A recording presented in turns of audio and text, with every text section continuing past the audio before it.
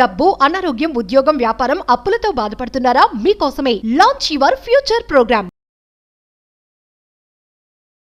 Hello నమస్తే, welcome to Suman TV. ప్రస్తుతం మనతో పాటు స్టూడియోలో personality development coach and motivational speaker అయిన రామ్ మెట్టు గారు ఉన్నారు. వీరితో ఈరోజు కొన్ని విషయాల గురించి మనం డిస్కస్ చేద్దాం. హలో అండి రామ్ గారు, నమస్తే. నమస్తే అండి. సో బేసిక్ గా రిలేషన్షిప్స్ లాంగ్ లాస్టింగ్ ఉండాలి.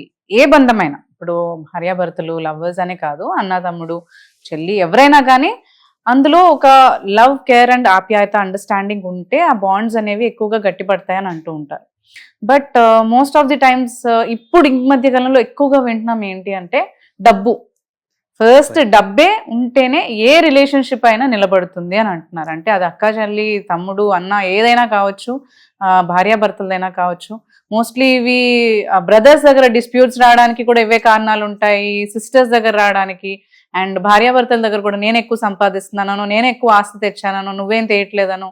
Is that true? అంటే ఇప్పుడు ఏమి ఆ లవ్ కానీ, ఆ అండర్స్టాండింగ్, ఆప్యాయత ఏం లేదంటారా? మొత్తం డబ్బే కారణం అంటారా ఒక రిలేషన్షిప్ నిల్చోవాలి అని అంటే? ఏ రిలేషన్షిప్ అన్న కానివ్వండి, ఫర్ దాట్ మ్యాటర్, ఖచ్చితంగా డబ్బు అనేది it will play a key role అండి.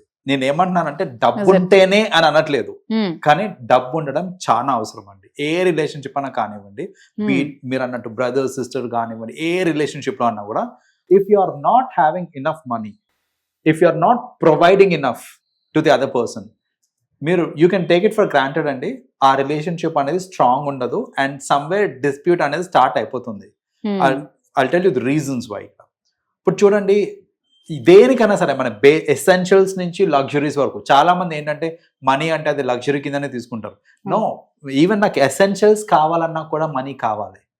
నాకు ఎంతో ప్రేమ ఉంది, నాకు చాలా మంచోడిని, నేను చాలా ప్రేమిస్తా, కానీ నా దగ్గర డబ్బులు లేవనుకోండి, I'm not valued in society.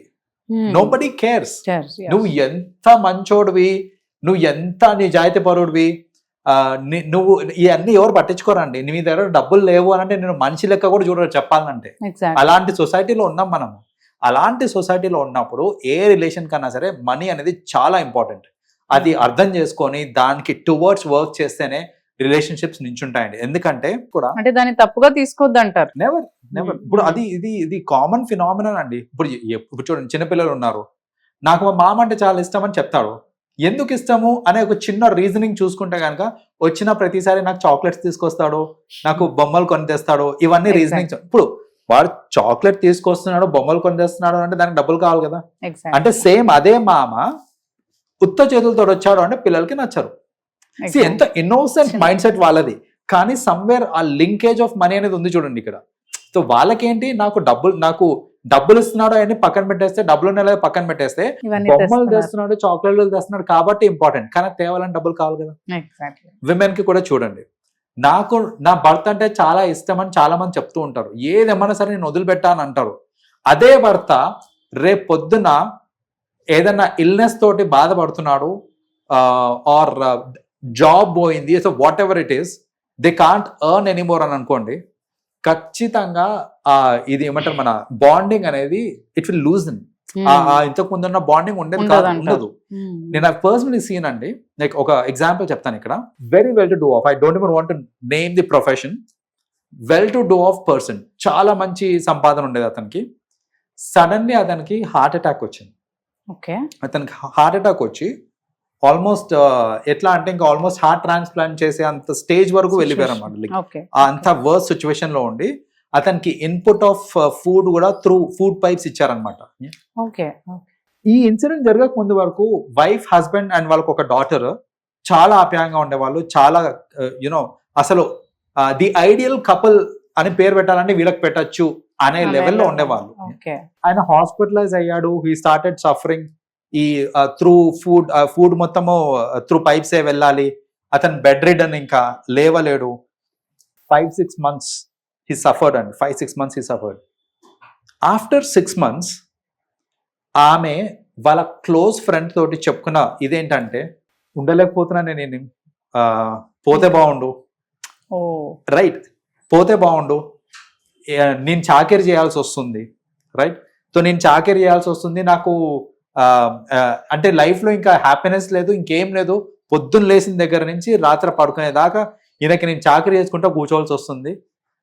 పైగా ఈ ట్రీట్మెంట్ కి దీనికి అంతా ఏంటంటే they had to sell off some assets అనమాట. సో ఎసర్ట్స్ ని కూడా నేను అమ్ముకోవాల్సి వస్తుంది, అవసరమా నాకు ఇదంతా, పోతే బాగుండు అని వాళ్ళ క్లోజ్ ఫ్రెండ్ తోటి షీ షేర్డ్. సో అంటే ఎంత ఆప్యాయంగా ఉన్న కపుల్ కూడా రేపు పొద్దున నువ్వు సంపాదించలేకపోతున్నావు, లేకపోతే నువ్వు ఇంకోటి మీద డిపెండెంట్ అయిపోయావు ఫర్ ఎవ్రీథింగ్ అని అన్నప్పుడు ఖచ్చితంగా ఆ బాండింగ్ అనేది లూజన్ అయిపోతుంది. ఎక్కడో ఉంటారండి, ఒక 100లో 1000లో ఒకళ్ళు ఉంటారేమో అలాంటి సిచ్యువేషన్ కూడా సపోర్ట్ చేసేవాళ్ళు. అందరు అలా అని చెప్పట్లేదు నేను, కానీ లార్జ్లీ చూసుకుంటే, ఎక్కువ శాతం చూసుకుంటే అలాగే ఉంటుంది.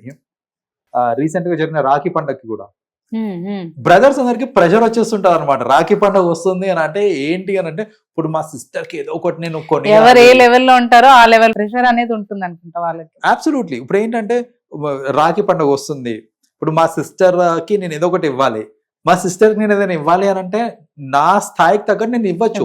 కానీ ప్రాబ్లం ఏంటంటే అక్కడ మా సిస్టర్ తిరిగే సర్కిల్ మొత్తం కొంచెం హైఫై సర్కిల్ ఉంది అనుకోండి, ఇప్పుడు నాకు ప్రెషర్ వచ్చేస్తా అనమాట. ఇప్పుడు మ్యారేజ్ అయిపోతే అదో పెద్దది, అత్తగారు వాళ్ళ దగ్గరికి వెళ్ళాక మీ అన్న తమ్ముడు ఏం పెట్టారు అని అడుగుతారు, అది ఉంటుంది. సో ఇలా ఏంటంటే ఇప్పుడు నేను బాగా పెట్టగలుగుతున్నాను, మంచి గిఫ్ట్ ఇవ్వగలుగుతున్నాను అనుకోండి, everybody is happy including my sister, even she is happy.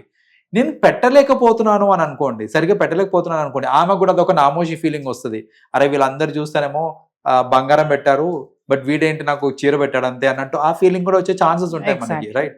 So ఇప్పుడు పేరెంట్స్ దగ్గర చూసుకున్నా కూడా అంతే, వాళ్ళకి మెడికల్ ఫెసిలిటీస్ ప్రొవైడ్ చేయాలన్నా కూడా, వాళ్ళ చిన్న యూనో నీడ్స్ ని ఫుల్ఫిల్ చేయాలన్నా, దేనికన్నా సరే మనీ అనేది it plays a vital role అండి. చాలా మంది ఏంటంటే డబ్బే సర్వస్వం కాదు ఇవన్నీ అంటా ఉంటారు.